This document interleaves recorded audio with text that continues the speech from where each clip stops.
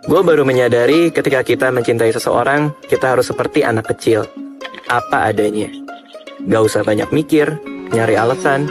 Hanya sesimpel, aku sayang dia. Cukup. Kadang ketika mencintai seseorang, kita juga harus memenangkan keluarganya. Dan menjadikan mereka bagian dari hubungan kita sendiri. Karena ini inti dari mencintai seseorang.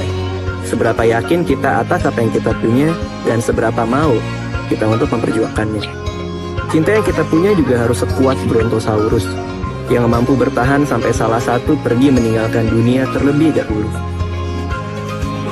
Ini yang gua paham, cinta harus tanpa keraguan, hanya kenyamanan yang dibagi dua orang yang sama-sama saling tahu bahwa kita ada untuk selamanya.